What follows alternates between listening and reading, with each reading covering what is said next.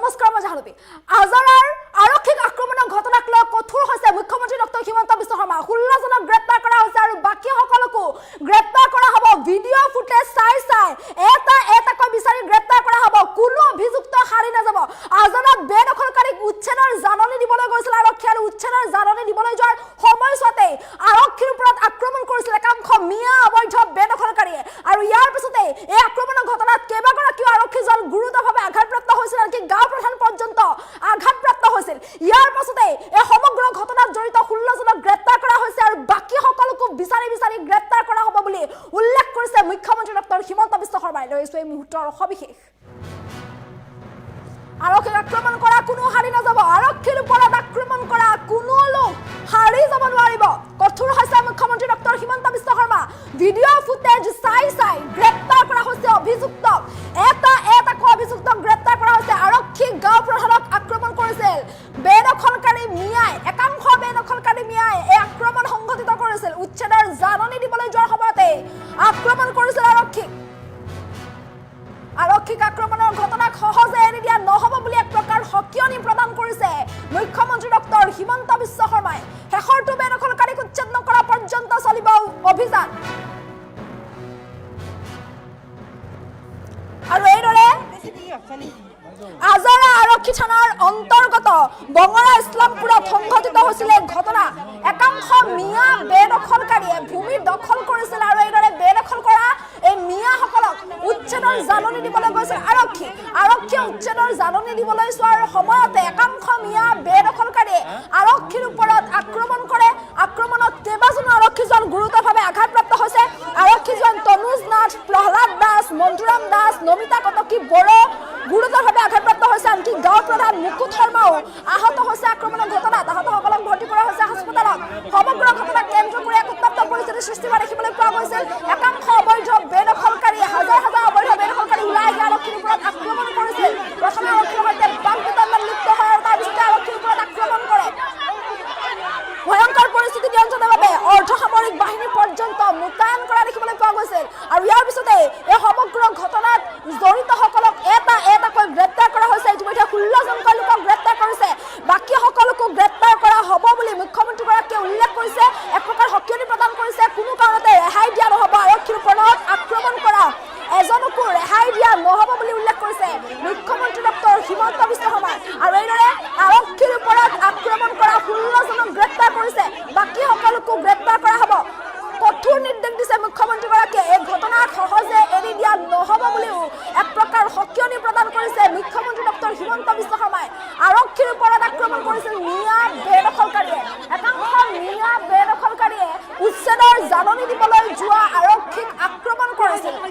আৰু এই মিয়াৰ এনে দুঃসাহসিক কামৰ পাছতে এক উত্তপ্ত পৰিস্থিতিৰ সৃষ্টি হোৱা দেখিবলৈ পোৱা গৈছিল প্ৰথমে তেওঁলোকে নিজে ভূমি দখল কৰিব আৰু তাৰপিছত যেতিয়া আৰক্ষীয়ে জাননী দিবলৈ যাব তেতিয়া তেওঁলোকক আক্ৰমণ কৰিব কিমান বেছি দুঃসাহস এই অবৈধ মিয়া বেদখলকাৰীৰ আৰু এইদৰে আজি উচ্ছেদৰ জাননী দিবলৈ গৈছিল উচ্ছেদৰ জাননী দিবলৈ যাওঁতে এইদৰে দলে বলে ওলাই আহিছে আৰক্ষীক প্ৰহাৰ কৰিবলৈ যদি উচ্ছেদ কৰিবলৈ গ'লহেঁতেন তেন্তে কিমান বেছি ভয়ংকৰ পৰিস্থিতি হ'লহেঁতেন অনুমান কৰক কিমান বেছিকৈ আগ্ৰাসন হোৱা দেখিবলৈ পোৱা গৈছে এফালে তেওঁলোকে নিজে আগ্ৰাসন কৰিছে এই ভয়ংকৰ আগ্ৰাসনৰ পৰা মুক্ত কৰিবলৈ আৰক্ষী যোৱাৰ সময়ত আৰক্ষীক আক্ৰমণ কৰিছে এনেদৰে উচ্ছেদৰ জাননী দিবলৈ গৈছিল উচ্ছেদৰ জাননী দিবলৈ যোৱাৰ সময়তে আৰক্ষীক আক্ৰমণ কৰিছে গুৰুকৈ প্ৰহাৰ কৰিছে আৰক্ষীৰ বাহন পৰ্যন্ত ভাঙি লণ্ডভণ্ড কৰিছে আৰক্ষীৰ বাহনৰ গ্লাছ পৰ্যন্ত ভাঙি চুৰমাৰ হৈ পৰিছে কেইবাজনো আৰক্ষীজন আহত হৈছে আনকি গাঁও প্ৰধান পৰ্যন্ত আহত হৈছে আহতসকলক হাস্পতালত ভৰ্তি কৰোৱা হৈছে সমগ্ৰ ঘটনাক কেন্দ্ৰ কৰি এক হাহাকাৰ পৰিস্থিতিৰ সৃষ্টি হোৱা দেখিবলৈ পোৱা গৈছিল আৰু ইয়াৰ পিছতে মুখ্যমন্ত্ৰীগৰাকীয়ে কঠোৰ নিৰ্দেশ দিছে ইতিমধ্যে 16 জনক গ্ৰেপ্তাৰ কৰা হৈছে বাকী কেইজনকো গ্ৰেপ্তাৰ কৰা হ'ব এজনো হাৰি যাব নোৱাৰিব যিয়ে আৰক্ষীৰ ওপৰত আক্ৰমণ কৰিছে যিয়ে এনেধৰণৰ অপ্ৰীতিকৰ পৰিস্থিতিৰ সৃষ্টি কৰিছে সেইসকলক ৰেহাই দিয়া নহ'ব ভিডিঅ' ফুটেজ চাই এটাকৈ গ্ৰেপ্তাৰ কৰা হ'ব সমগ্ৰ ঘটনাত জড়িত 16 জনক ইতিমধ্যে গ্ৰেপ্তাৰ কৰা হৈছে বাকী কেইজনকো গ্ৰেপ্তাৰ কৰা হ'ব কঠোৰ নিৰ্দেশ দিছে মুখ্যমন্ত্ৰীয়ে এই ঘটনাক সহজে এৰি দিয়া নহ'ব আজি যদি সহজে এৰি দিয়ে তেন্তে পিছলৈ আৰু সাহস পাব এই মিয়া বেদখলকাৰীয়ে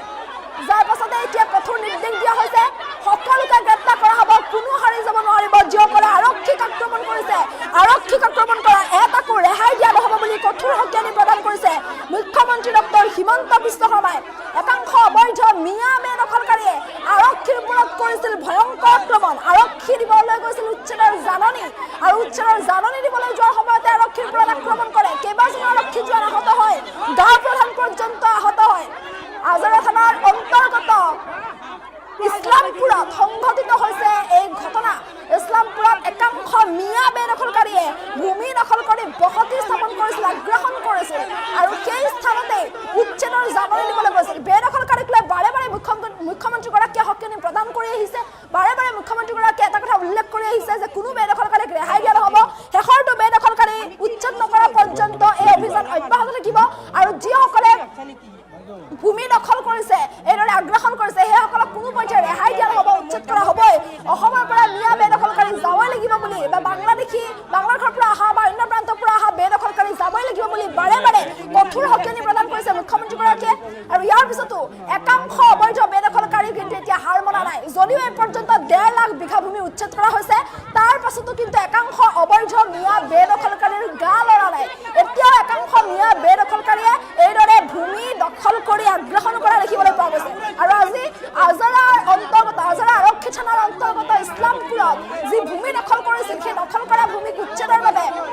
আৰক্ষী গৈছিল জাননী দিবলৈ উচ্ছেদৰ জাননী দিবলৈ যোৱাৰ সময়তে আৰক্ষীৰ ওপৰত জঁপিয়াই পৰে একাংশ মিয়া বেদখলকাৰী এইদৰে যথেষ্ট সংখ্যক লোক ওলাই আহে আৰু ওলাই আহি উত্তেজিত লোকসকলে আৰক্ষীৰ ওপৰত আক্ৰমণ কৰে আৰক্ষীক প্ৰহাৰ কৰে যাৰ ফলত আঘাতপ্ৰাপ্ত হয় কেইবাজনো আৰক্ষী জোৱান আহতসকল তনুজ নাথ প্ৰহ্লাদ দাস মন্তুৰাম দাস নমিতা কটকী বড়ো আৰু লগতে গাঁও প্ৰধান মুকুট শৰ্মা আহত হৈছে আহতসকলক ভৰ্তি কৰা হৈছে হাস্পতালত পৰিস্থিতি ইমানেই বেছি ভয়ংকৰ হৈ পৰে যে ভয়ংকৰ পৰিস্থিতি ৰোধ কৰিবলৈ নিয়ন্ত্ৰণ কৰিবলৈ অৰ্ধ সামৰিক বাহিনী মোতায়েন কৰিবলগীয়া পৰিস্থিতিৰ সৃষ্টি হোৱা দেখিবলৈ পোৱা যায় আৰু এইদৰে আৰক্ষীৰ গাড়ীৰ বাহনৰ গ্লাছ পৰ্যন্ত ভাঙি চিঙি চূৰ্ণ কৰে সকলো লণ্ডভণ্ড কৰে একাংশ উত্তেজিত বেদখলকাৰীয়ে আৰু এই মিয়া বেদখলকাৰী এনে দুঃসাহসিক কামৰ পাছতে এইবাৰ মুখ্যমন্ত্ৰীগৰাকীয়ে পুনৰ কঠোৰ সকিয়নি প্ৰদান কৰিছে এটাও মিয়া বেদখলকাৰীক ৰেহাই দিয়া নহ'ব যিসকলে আৰক্ষীৰ ওপৰত আক্ৰমণ কৰিছে আৰক্ষীৰ ওপৰত আক্ৰমণ কৰা কোনো মিয়া বেদখলকাৰী সাৰি যাব নোৱাৰিব যিয়ে আৰক্ষীৰ ওপৰত আক্ৰমণ কৰিছে সেইসকলৰ বিৰুদ্ধে কঠোৰ ব্যৱস্থা লোৱা হ'ব ইতিমধ্যে 16 জনক গ্ৰেপ্তাৰ কৰা হৈছে আৰক্ষীৰ ওপৰত আক্ৰমণ কৰা ঘটনাত জড়িত 16 জনক এই মুহূৰ্তলৈকে গ্ৰেপ্তাৰ কৰিছে আৰু বাকী কেইজনকো গ্ৰেপ্তাৰ কৰা হ'ব বিচাৰি এটাকৈ কৰা হ'ব গ্ৰেপ্তাৰ এই ঘটনা কোনো কাৰণতে সহজে এৰি দিয়া নহ'ব বুলিও কঠোৰ সকিয়নি প্ৰদান কৰিছে মুখ্যমন্ত্ৰীগৰাকীয়ে লিগেল একশ্যন লোৱা হ'ব শীঘ্ৰেই ব্যৱস্থা গ্ৰহণৰ বাবে মুখ্যমন্ত্ৰীগৰাকীয়ে নিৰ্দেশ দিছে 16 জনক গ্ৰেপ্তাৰ কৰিছে আৰু বাকী কেইজনকো বিচাৰি গ্ৰেপ্তাৰ কৰা হ'ব বুলি সকিয়নি প্ৰদান কৰিছে মুখ্যমন্ত্ৰী ডক্টৰ হিমন্ত বিশ্ব শৰ্মাই মুঠৰ ওপৰত আৰক্ষীৰ ওপৰত আক্ৰমণ কৰা এজনকো এৰি দিয়া নহ'ব একাংশ মিয়া বেদখলকাৰীয়ে এইদৰে আৰক্ষীক কৰিছিল আক্ৰমণ আৰক্ষী গৈছিল উচ্ছেদৰ জাননী দিবলৈ আৰু বেদখলকাৰীক উচ্ছেদৰ জাননী দিবলৈ যোৱা আৰক্ষীৰ ওপৰত আক্ৰমণ কৰিছে একাংশ মিয়া বেদখলকাৰীয়ে মুখ্যমন্ত্ৰীগৰাকীয়ে কি সকিয়নি প্ৰদান কৰিছে কি মন্তব্য দিছে সেই মন্তব্য আছে শুনাবলৈ চেষ্টা কৰিছো আজি আপোনালোকে চিন্তা কৰক যে আজাৰা মুখ্যমন্ত্ৰীৰ সমষ্টি ট্ৰাইবেল বেল্ট এণ্ড ব্লকত এছাম লোক বহি আছে আইন অনুসৰি নটিচ দিয়া হয় আৰু নটিচৰ তেওঁলোকে প্ৰত্যুত্তৰ দিয়াৰো সময় পায় কিন্তু নটিচ দিব যাওঁতেই আজি সেই অচিনাকি লোকসকলে আমাৰ চিন্তা কৰক যে আজাৰা মুখ্যমন্ত্ৰীৰ সমষ্টি ট্ৰাইবেল বেল্ট এণ্ড ব্লকত এছাম লোক বহি আছে আইন অনুসৰি নটিচ দিয়া হয় আৰু নটিচৰ তেওঁলোকে প্ৰত্যুত্তৰ দিয়াৰো সময় পায় কিন্তু নটিচ দিব যাওঁতেই আজি সেই অচিনাকি লোকসকলে আমাৰ অসম আৰক্ষীৰ ওপৰত আক্ৰমণ কৰিছে জিলা প্ৰশাসনৰ বিষয়াৰ ওপৰত আক্ৰমণ কৰিছে অৰ্থাৎ 1.5 লাখ বিঘা মাটি উচ্ছেদ হোৱাৰ পিছতো এতিয়ালৈকেও বেদখলকাৰীসকল যুঁজ দিবলৈ প্ৰস্তুত হৈ আছে যদি আমাৰ ৰাজ্যত বিজেপি দল নাথাকে তেওঁলোকেতো গুৰু গোসাঁই নামানিব আজি আমি ইতিমধ্যে তেওঁলোকৰ ওপৰত একশ্যন ল'বৰ কাৰণে মই নিৰ্দেশ দিছোঁ প্ৰায় 16 জনক গ্ৰেপ্তাৰ কৰা হৈছে। তাত স্থায়ী পুলিচ কেম্প এতিয়া থাকিব আৰু আইন কঠোৰ হৈ আমি বেদখলকাৰীক নটিচ দিম আৰু ট্ৰাইবেল বেল্ট এণ্ড ব্লকৰ পৰা আমি বেদখলকাৰীক উচ্ছেদ কৰিম। আৰু এই বেদখলকাৰীবোৰ খিলঞ্জীয়া মানুহ নহয়, এওঁলোক চব অচিনাকি মানুহ। আজি আপোনালোকে চিন্তা কৰক যে আজাৰা মুখ্যমন্ত্ৰীৰ সমষ্টি ট্ৰাইবেল বেল্ট এণ্ড ব্লকত এছাম লোক বহি আছে। আইন অনুসৰি নটিচ দিয়া হয় আৰু নটিচৰ তেওঁলোকে প্ৰত্যুত্তৰ দিয়াৰো সময় পায়। কিন্তু